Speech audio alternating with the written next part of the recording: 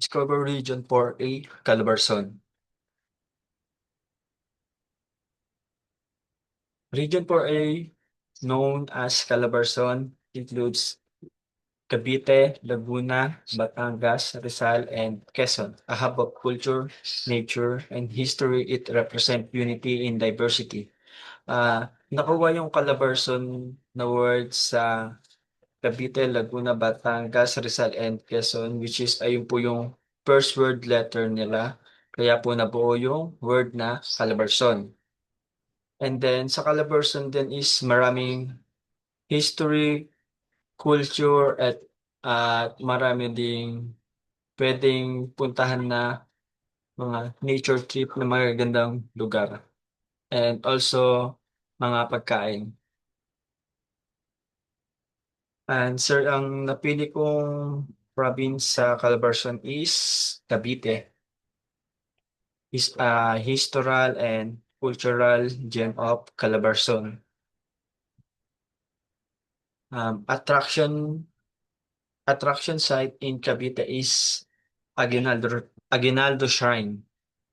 Sa Aguinaldo Shrine, sir, dito unang-unang winagayway yung bandera ng Pilipinas at kaya naging attraction site din siya kasi nga history, yung unang pagwagayway ng Pilipinas is naging history siya ng Pilipinas.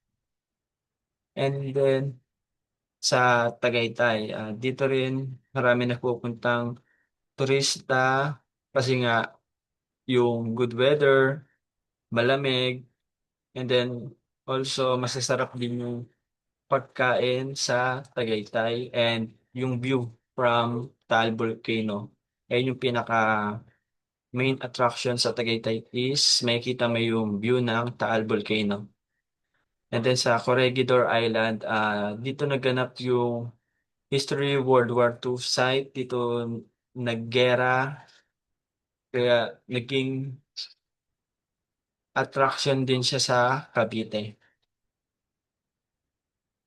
And then, punta naman tayo sa festival sa Cavite, which is Wagayway Festival, na sinaselebrate tuwing May 28 sa Imus, Cavite. Ah, yung Wagayway Festival, dito yung mga tao na lahat sila may hawak ng bandera and then winagawayway nila and then naglalakad sila. And then sa Regada Festival, sinaselebrate naman siya tuwing June 24 sa Cavite City, which is mga nagbabasaan sila. Also, hindi lang basaan, parang traditional na rin po nila itong ginagawa. And then sa Paro-Paro Festival, sineselebrate yung Paro-Paro Festival is November 26 sa Dasmariñas, Cavite. Ito yung mga kalawak na naka-costume sila na may paru-paro na iba-iba rin yung kulay. And then, punta naman tayo sa famous food or cuisine ng Cavite. Unang-una is tamales. Ito yung kakanin na nakabalot ka sa dahon ng saging and then tinatali. And then, kakanin din talaga siya. And then, bacalao. Meron siya iba't ibang klase ng flavor ng bacalao, chicken, pork, and then pansit pusit. Ito yung also sikat din sa kanila kasi ito yung ink ng pusit and then nilalagay nila, ayun mismo yung inaano nilang pampakulay sa pansit. And then nagsasawag din sila mismo ng pusit. And then bibingkoy.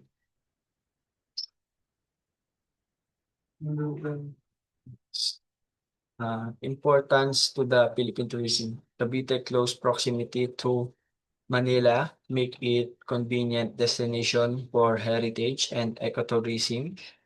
It historical site offer deeply insight into the country past attracting both locals and international tourism.